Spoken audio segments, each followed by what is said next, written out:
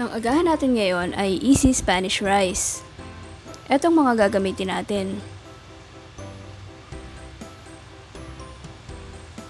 2 cups ng leftover rice, 3 tablespoons ng tomato sauce, 2 tablespoons ng green peas, 1 small onion, 1 bell pepper, 1 teaspoon ng cumin powder, 1 clove ng garlic, 1/2 teaspoon ng pepper flakes, at siguro mga 2 kurot ng asin.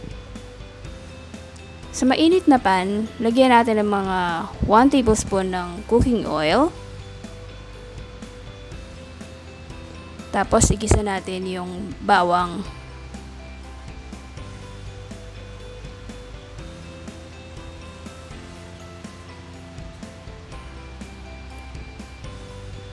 Yan, palabasin lang natin yung bango ng bawang, tapos medyo mag-change lang ng konti yung color. Then ilagay na natin yung sibuyas.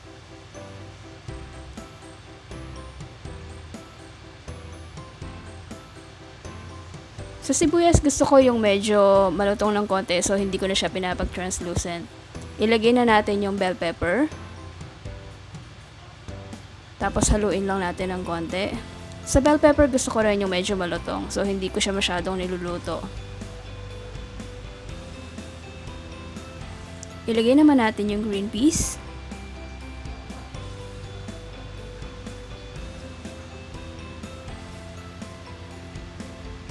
Tapos, isunod natin yung kaning lamig.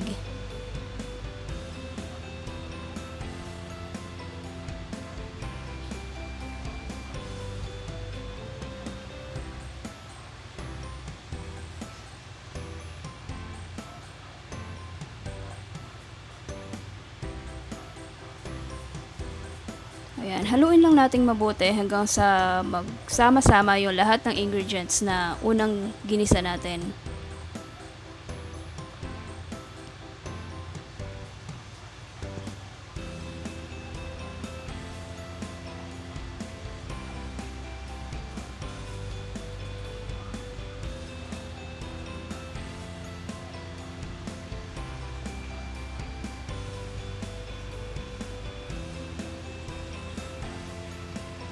Ilagay naman natin yung tomato sauce.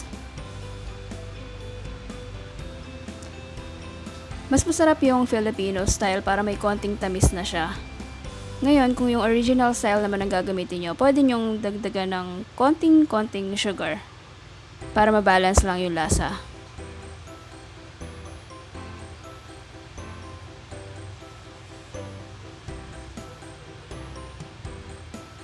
Yan. Pag nahalo na siya, pwede na nating ilagay yung cumin powder,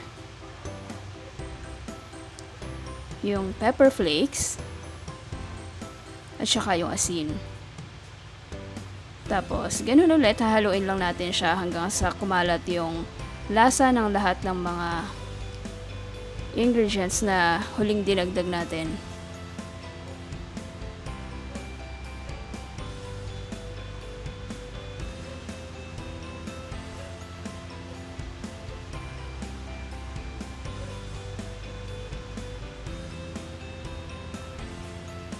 Ayan, eto na ang ating Filipino style Spanish rice. Enjoy!